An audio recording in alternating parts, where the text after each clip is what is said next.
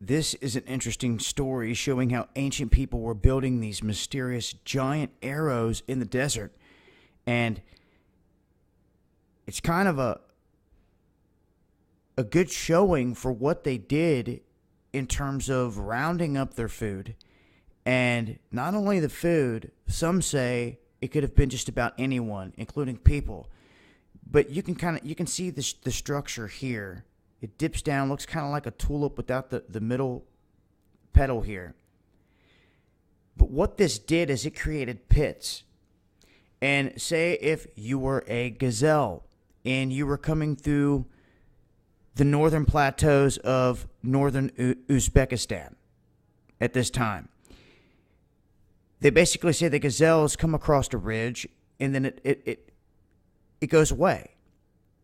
It's kind of like a trick on the mind. And they did this on the animals of all types of sorts, making them come to the next ridge, and then they will follow the ridge, and then they would follow the ridge, thinking that somewhere along the lines it's going to open back up like the other one did, and they can move. But what they're doing is they are routing all of these animals down to a ditch. And once they get down to this ditch or this pit, they're done. This is where they're caught. This is where they're rounded up and they're slaughtered.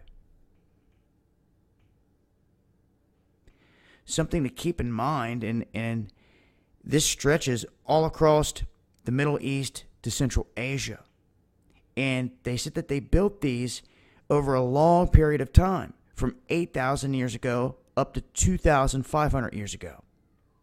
So that whole window, they spent this time across large swaths of land building these, and you really can't tell what they are or even make out anything from the ground. A lot of them look like normal ridges and ditches because they're so old at this point. But from the air, it tells a different story. And you can see that it was definitely constructed here, and they exist. And there's more than just this.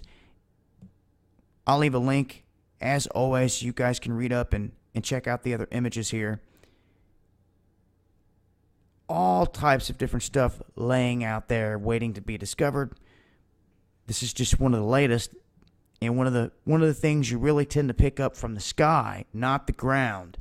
You can only be in the sky for a matter of minutes and be able to start seeing things rather than being on the ground for years and never realizing what's sitting right there.